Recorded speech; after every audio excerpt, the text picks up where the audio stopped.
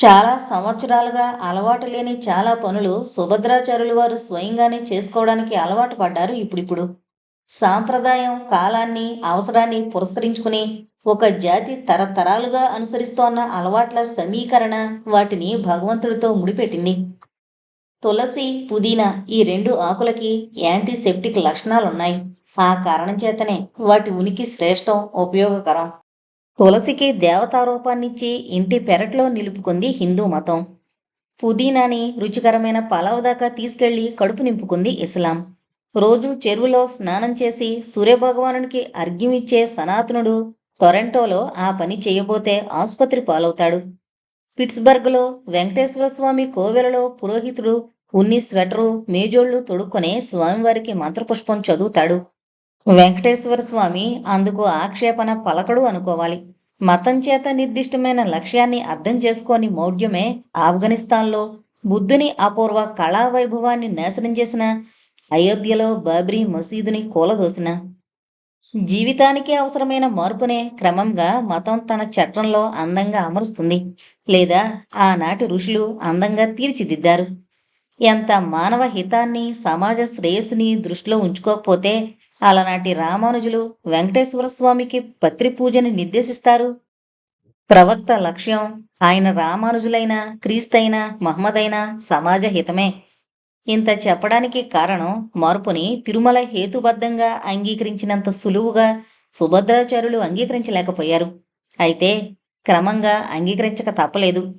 అది జీవితం నేర్పే క్రూరమైన పాఠం. పట్నంలో కొన్ని తప్పనిసరైన పనులున్నాయి.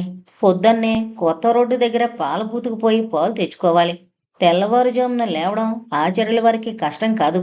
ఇక్కడ గోస్తాని నది లేదు, కుంతి మాధవస్వామి లేడు. జీవిక గడవడానికి కొన్ని అవసరాలున్నాయి. ఉదయం చలి, ముఖ్యంగా విశాఖపట్నంలో చలి తట్టుకోలేనంత దుర్భరం కాదు.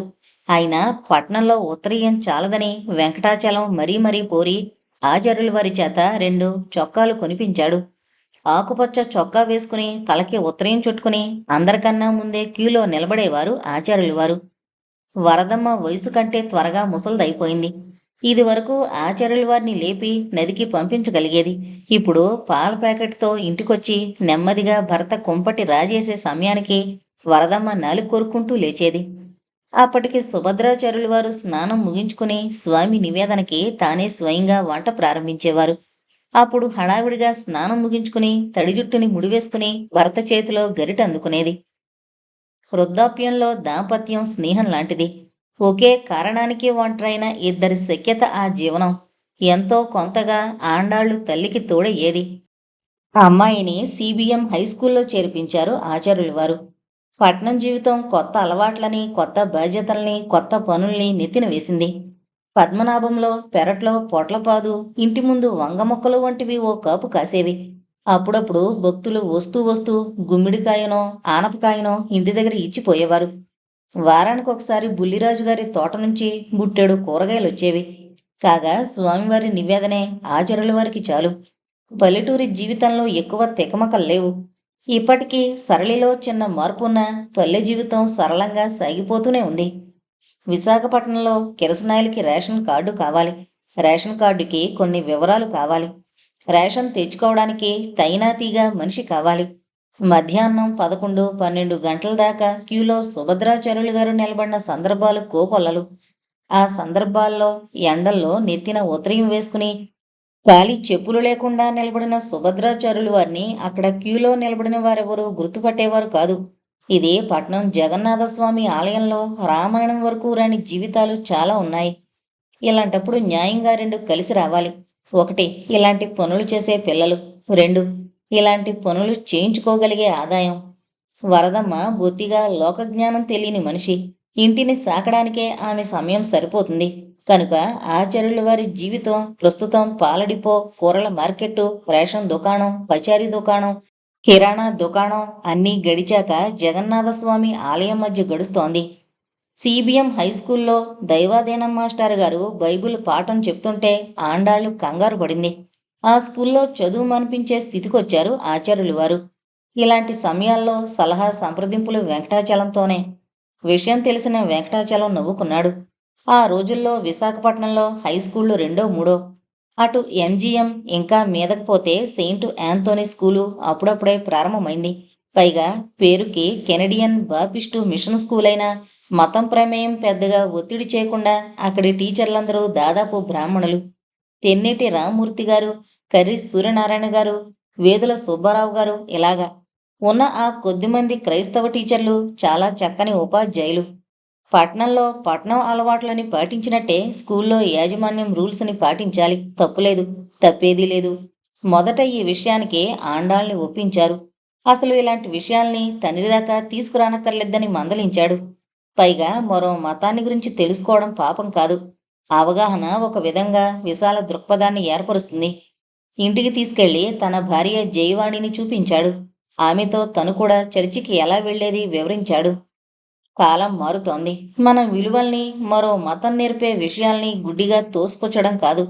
అక్కర్లేనివి ఛాందసంగా మన నెత్తిన రుద్దినవి మన మతంలోనూ ఉన్నాయి. చదువు విచక్షణని నేర్పుతుంది. నువ్వు స్కూలుకు వెళ్లేది అందుకోసం. క్రైస్తవ మతం ప్రపంచంలో మూడొంతులు మానవాళి నమ్ముకున్న మతం. దాన్ని చూసి భయపడనక్కర్లేదు. చర్చిలో ప్రార్థన చేసినంత మాత్రాన మనం చెడిపోతామని అనుకోనక్కర్లేదు. ఆండాళ్ళుకి కాస్త ఉపశమనం కలిగింది. అనుదినం తెల్లారి లేస్తే ఇంట్లో తిరుప్పాళ్ళాండు తిరువాయ్ మొళి వింటూ పెరిగిన అమ్మాయి స్కూల్లో బైబిల్ నేర్చుకుంటుంది. దైవాధీనం మాస్టర్ గారు రోజూ ఉదయం ప్రార్థన చేయగా అందరితో కలిసి యేసు హల్లెలూయా హోసన్నరాజు గెలిచి లేచి వచ్చాన్ పాడుతోంది. ఆ రోజుల్లో అంతగా మత దూషణ లేదు. దానికి అవసరమూ లేదు. కాగా చక్కటి క్రమశిక్షణకి, దీటైన చదువుకి పెట్టింది పేరుగా నడిచిన స్కూలు నడిపిన ఉపాధ్యాయులు ఆనాటివారు. 15 రోజులకొకసారి తిరుమల దగ్గర నుంచి ఉత్తరం వచ్చేది. అది ఆ ఇంట్లో పండగ. ఎంత లేదన్నా 6-7 పేజీల ఉత్తరం రాసేవాడు. సుభద్రాచార్యులు వారు వరదమ్మ వింటుండగా అన్నయ్య ఉత్తరాన్ని కేవలం పారాయణ చేసేది ఆండాళ్ళు. ఆ సమయాల్లో తండ్రి రహస్యంగా కళ్ళజోడు కింద నీటి తెరల్ని తుడుచుకోవడం ఆమె దృష్టిని దాటిపోయేది కాదు. వరదమ్మైతే బేల. ఆమె కళ్ళు ఆమె చెప్పిన మాటలు వినేవి కావు. ఆమె చెప్పేది కాదు. చెల్లెలికి విధిగా ఏవో బహుమతులు పంపేవాడు. తొలి రోజుల్లోనే రిస్టువాచ్ పంపాడు. పల్చటి నైట్ గౌన్ పంపాడు. కానీ దాన్ని వేసుకునే ధైర్యం లేకపోయింది ఆండాళ్ళకి. అందరూ పడుకున్నాక 1-2 సార్లు ఆ గౌను వేసుకుని గదిలో అటు ఇటూ తచ్చాడింది. అమెరికా వెళ్లిన తొలి రోజుల్లోనే తిరుమల పాడు కలిసి నయాగరా దగ్గర తీయించుకున్న ఫోటోలు, సియర్స్ టవర్ ముందు తీసిన ఫోటోలు పంపాడు. ఆ రోజుల్లో పాడు ఎంత ఇబ్బందిగా చీర కట్టుకుంది, ఎంత అయిష్టంగా నిలబడ్డది అర్థమైందొక్కరికే, ఆండాళ్ళకి. ఆచార్యులు గారు ఫోటోల్ని చూసినప్పుడల్లా చూసావా ఊరదోపండ్రాలు మరిచిపోయాడు అని రుసరుసలాడేవారు. దూరమైపోయిన సాంప్రదాయం తండ్రికి కనిపించేది. కేవలం దూరమైన కొడుకే కనిపించేవాడు వరదమ్మకి. అమెరికా దూరంగా ఉందే అన్న దిగులు ఆండాళ్ళకి తోచేది. మనసు అన్నయ్య దగ్గరికి ఆలోచనల్లోనే ప్రయాణం చేసేది. అందమైన బంగారం షీషర్ట్స్ కలాన్ని వెంకటాచలానికి పంపాడు. జయవాణికి ప్రత్యేకంగా ఏరి అత్యాధునికమైన స్కర్ట్స్ని పంపించింది పాడు. విక్టోరియా స్వీడన్ చాక్లెట్లు లొట్టలు వేస్తూ వారం రోజులు తింది. వెంకటాచలం గర్వంగా పెన్నుని 10 మందికి చూపించి తిరుమల గురించి చెప్పుకున్నాడు. తీరిగ్గా కూర్చుని తిరుమలిచ్చిన పెన్నుతోనే ఉత్తరం రాస్తున్నప్పుడు 2-3 సార్లు వణికే చేతుల్లోంచి పెన్ను జారిపోవడం జయవాణి కనిపెట్టింది. వెంకటాచలం ముఖంలో ఆనందానికి, చేతిలో వణుకుకి పొంతన లేకపోవడాన్ని గుర్తుపట్టింది. మంచిని చెడుని మనసులోనే దాచుకునే శక్తున్నవాడు వెంకటాచలం. ఆ విషయం జయవాణికి తెలుసు. అందుకనే చిన్న అపశృతి, చిన్న విభేదం ఆమె దృష్టిలో పడింది. తర్వాతొచ్చే ఫోటోల్లో తిరుమల పాడుచేత చీర కట్టించే ప్రయత్నం ఎక్కువగా చేయలేదు. కారణం చేయలేకనా, చేసి ఓడిపోవడమా? ఏమైనా ప్యాంటు షర్టుతో ఉన్న చాలా ఫోటోల్ని తండ్రికి చూపకుండా దాచింది ఆండాళ్ళు. చాలాసార్లు ఇద్దరూ కలిసిన ఫోటోలే రావడం వల్ల అసలు తండ్రికి చూపించే అవకాశమే రాలేదు. వరదమ్మకి మాత్రం ఇందులో విపర్యం ఇబ్బంది పెట్టలేదు. కాగా తల్లి దృష్టి వేరు. ఆమె చూసేది బిడ్డ ముఖాన్ని, కోడలి అందాన్ని. ఓసారి ఇంటి ముందు ఫ్రాక్తో ఉన్న కోడల్ని చూసి కాసేపు ఆగిపోయింది వరదమ్మ. ఏంటమ్మా ఆలోచిస్తున్నావు? వదినని గుర్తుపట్టలేదా అంది ఆండాళ్ళు నవ్వుతూ. వదిన నీళ్లు పోసుకున్నట్టుంది. ఎన్నో నెలలో రాసి కనుక్కో అంది వరదమ్మ. ఆండాళ్ళు నవ్వింది. తల్లిని వేళాకోళం చేసింది. అమెరికా డాక్టర్లు కూడా చేయలేని పని నువ్వు ఫోటోలు చూసి చేస్తున్నట్టున్నావే. ఏంటమ్మా నీ పిచ్చి? వదిన నీళ్లు పోసుకుంటే అన్నయ్య మనకి చెప్పడు అంది నవ్వుతూ. కానీ ఆండాళ్ళు గ్రహించలేని విషయం వరదమ్మ గ్రహించింది. నిజంగానే పాడు నీళ్లు పోసుకుంది. ఎప్పుడైతే పీరియడ్స్ తప్పాయో పాడు తిరుమల మీద విరుచుకుపడింది. అతని మీద పడి రక్కి దాదాపు కొట్టినంత పనిచేసింది. ఇప్పుడు చేస్తున్న ఉద్యోగంలో పెద్ద ప్రమోషన్కి తీవ్రంగా కృషి చేస్తోంది పాడు. మరో 5-6 నెలల్లో ఆ కృషి ఫలించే అవకాశాలు కనిపిస్తున్నాయి.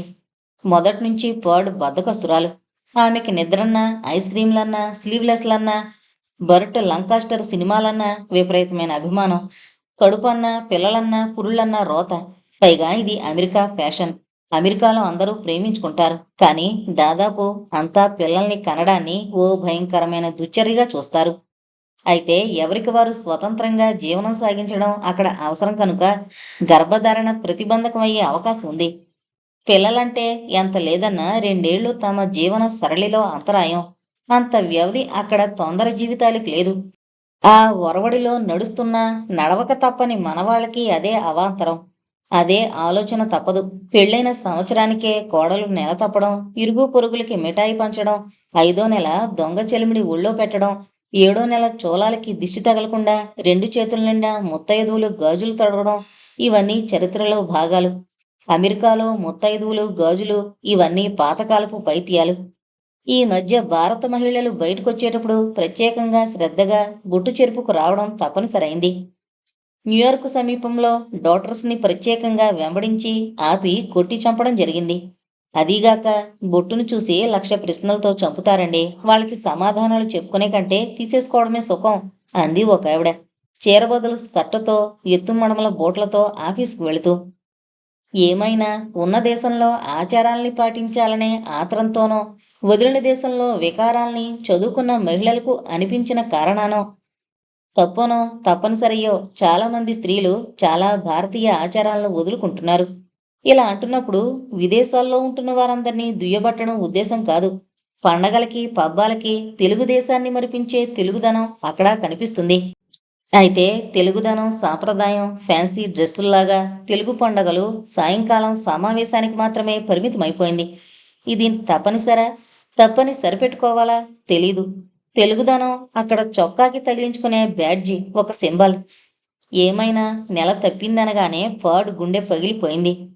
పాడు ఇంత సెన్సిటివ్ అవుతుందని తిరుమల అనుకోలేదు.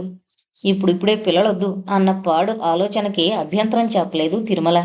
అయితే అదేదో లక్ష్మణరేఖ కావాలని, పిల్లలనే పీడకలల్ని ఆలోచనలోకైనా రాని మన స్థితిలో పాడుందని అతను ఊహించలేకపోయాడు.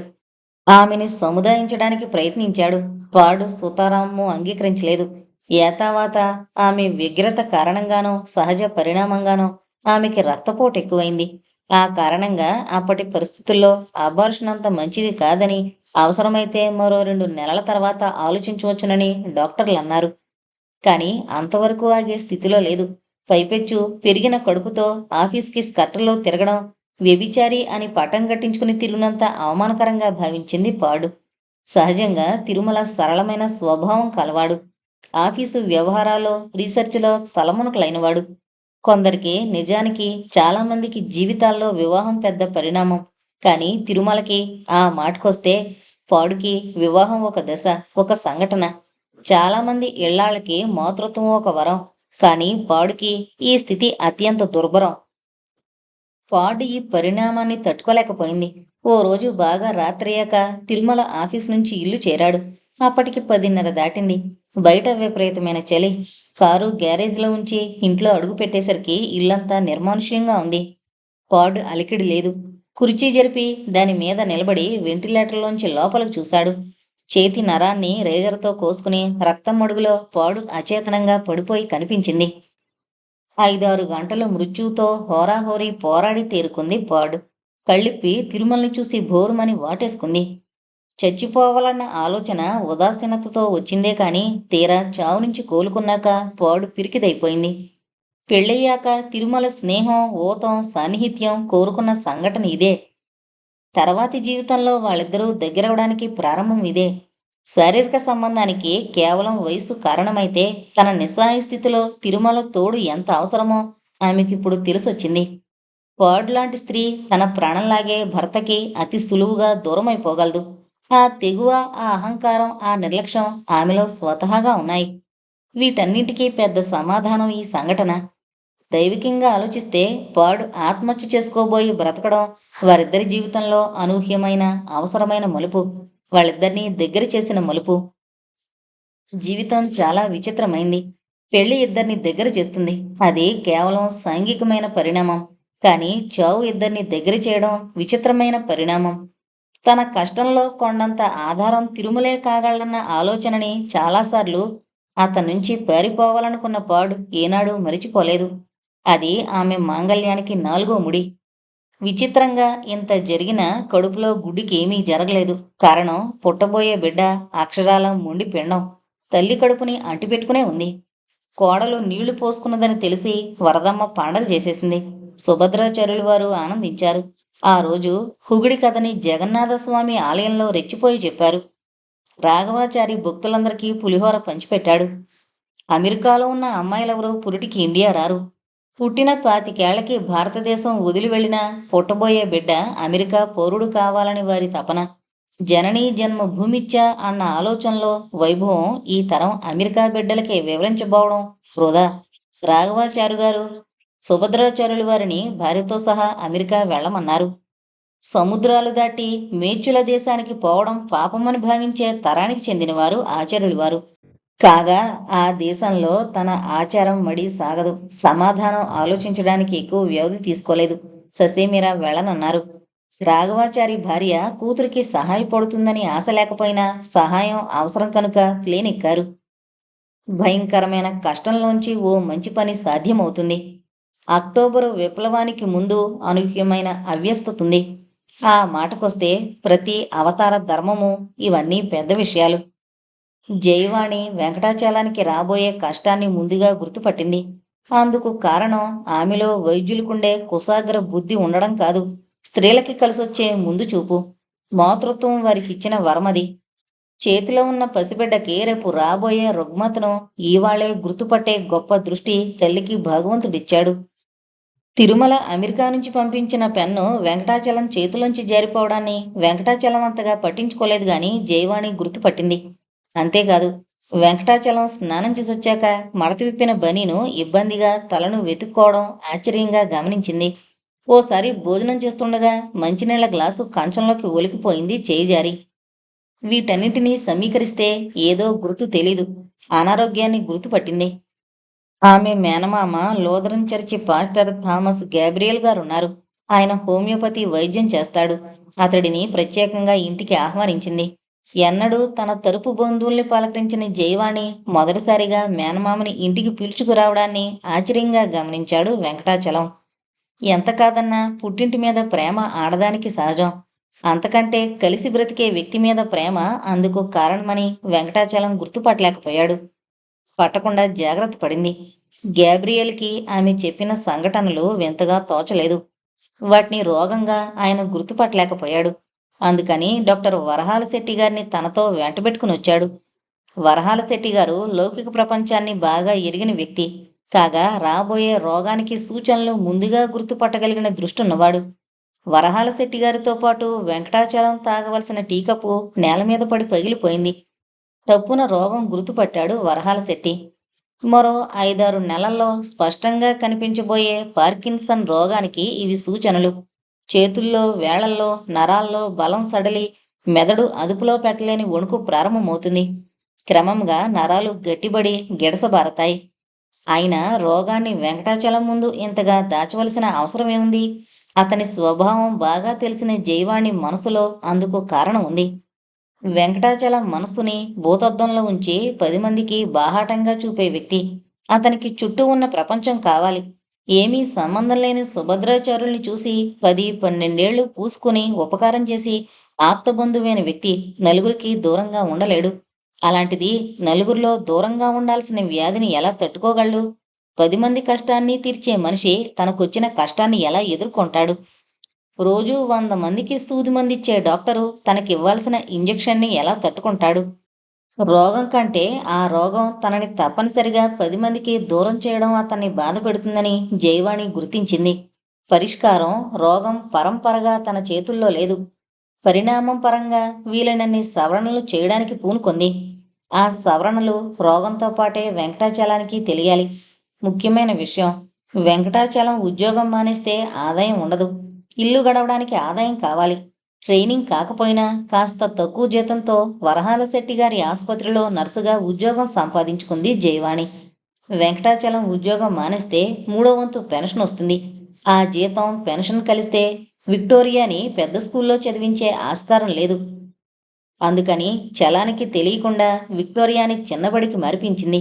ఇవన్నీ జరగడానికి 3-4 నెలలు పడితే వెంకటాచలం రోగం ముదిరి అతనికే అర్థం కావడానికి 5 నెలలు పట్టింది. చాలా హుషారుగా అందరికీ తలలో నాలికలా ఉండే మనిషి మూలన పడక తప్పదన్న ఆలోచన చాలా భయంకరమైంది. రోగం కన్నా రోగం వల్లొచ్చే నష్టం వెంకటాచలాన్ని కుంగదీసింది. మొదట్నుంచి మరొకరి సమస్యల్ని నెత్తిన వేసుకోవడమే కాని తను మరొకరికి సమస్య కావడం తెలియని వెంకటాచలం మరింత నీరు కారిపోయాడు. ఈ మనస్తాపం పార్కిన్సన్స్ రోగాన్ని మరింత ప్రకోపింపజేసింది. దానాదీనా సంవత్సరంలో రావలసిన స్థితి 6 నెలలకే వచ్చింది. ఓ రాత్రి జయవాణి మంచం మీద అటు నుంచి ఇటు ఒత్తిగిల్లేసరికి మంచం ఖాళీగా కనిపించింది. కంగారు పడింది. వెంకటాచలం పెరట్లో కొబ్బరి చెట్టు కింద మంచం వాల్చుకుని కూర్చున్నాడు. ఆపాదమస్తకం ఆకులా వణుకుతున్నాడు. అతి ప్రయత్నం మీద నోట్లోకి సిగరెట్ వెళుతోంది. వచ్చి పక్కన కూర్చుంది జయవాణి. కూర్చోడాన్ని గమనించాడు వెంకటాచలం. నేను నీకు అన్యాయం చేశాను జయ అన్నాడు ఆమె వైపు చూడకుండానే. అవును, చాలా అన్యాయం చేశారు అంది వణికే చేతులతో. అందుకోలేని ఆయన సిగరెట్ని తన చేతులతో అందుకుంటూ ఆశ్చర్యంగా చూశాడు వెంకటాచలం. మొదట మీ అన్యాయం చెప్పండి, తర్వాత నా అన్యాయం చెప్తాను అంది. అనవసరంగా నీ జీవితాన్ని పాడు చేశాను. ఈ రోగంతో ఏమీ చేయలేక నీకు విక్టోరియాకి గొంతు గాదగదికమైంది. ఇక నా అన్యాయం వినండి.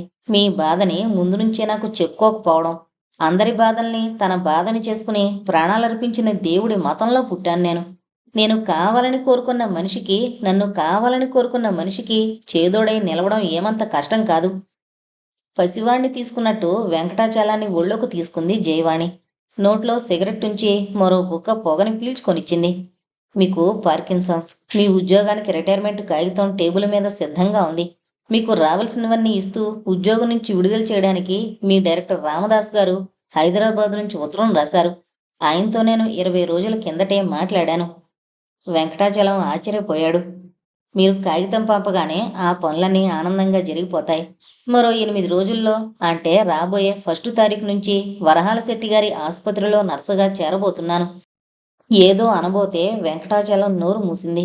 ఆడదానికి, ముఖ్యంగా చదువు ఎక్కువ రాని ఆడదానికి భగవంతుడు పుట్టుకతోనే పుష్కలంగా నేర్పిన విద్య ఒకటి ఉంటుంది, సేవ. దానికి ట్రైనింగ్ అక్కర్లేదు. ఈ మాటలు నేనన్నవి కావు. ఉద్యోగం కావాలని అడిగినప్పుడు వరహాల శెట్టి గారు అన్నవి. మరి విక్టోరియా చదువుకి మన ఆదాయం సరిపోతుందా అన్నాడు బలహీనంగా. నేను లిటిల్ ఫ్లవర్ స్కూల్లో చదవనని ప్రిన్సిపాల్తో చెప్పేశానమ్మా అంటూ వచ్చింది విక్టోరియా.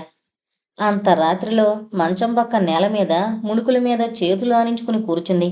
ఈసారి వెంకటాచలం జయవాణి ఇద్దరూ ఆశ్చర్యపోయారు. లిటిల్ ఫ్లవర్ స్కూల్ నుంచి ఎంజీఎంకి కూతురు మారిన విషయం వెంకటాచలానికి తెలీదు. లిటిల్ ఫ్లవర్లో మానేస్తున్న విషయం జయవాణికి తెలీదు. ఎందుకమ్మా అంది జయవాణి. నువ్వు ఉద్యోగానికి వెళతావు, నాన్న ఇంట్లో ఉండాలి. సేవ చేయడం నీకు దేవుడు నేర్పాడు. ఇంట్లో ఉండే నాన్నకి సేవ చేయడం నాకు నువ్వు నేర్పు అంది విక్టోరియా. తల్లిదండ్రులిద్దరూ అమాంతం బిడ్డని పొదివి పట్టుకున్నారు. మంగళసూత్రంతో ఏకమైన జీవితాల్లో కూడా కనిపించని సాన్నిహిత్యం, ఆత్మీయత, కేవలం ప్రేమాభిమానాలతో ఏర్పడిన అపూర్వమైన సందర్భం ఇది. అన్యోన్య జీవనానికి మతం, కులం, జాతి ఆటంకం కానక్కర్లేదు అనడానికి ఈ కుటుంబం తార్కాణం. వెంకటాచలం మనసులో ఉన్న ఆ ఒక్క సందేహము విడిపోయింది. రోగాన్ని అనుభవించడం ఒక బాధ అయితే, దాన్ని అంగీకరించి ధైర్యం చెప్పే మనుషులు పక్కన నిలబడ్డం గొప్ప అదృష్టం. వెంకటాచలం స్వతహాగా ధైర్యవంతుడు. కష్టంలో కూడా ఆశని వెతికే మనస్తత్వం అతంది. భార్య, కూతురు కొండంత ఆసరా ఇచ్చాక ఇక నేను పార్కిన్సన్స్కి సిద్ధంగా ఉన్నాను అనుకున్నాడు. అనుకున్నాక రోగం తీవ్రత తప్పనిసరిగా తగ్గింది. ఏమైనా వెంకటాచలం మరో నెలలో ఉద్యోగ విరమణ చేశాడు.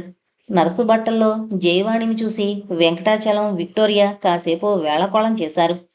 భార్య డ్యూటీకి వెళ్ళడానికి వణికే చేతులతోనే చిన్న క్యారేజీ సర్దాడు వెంకటాచలం.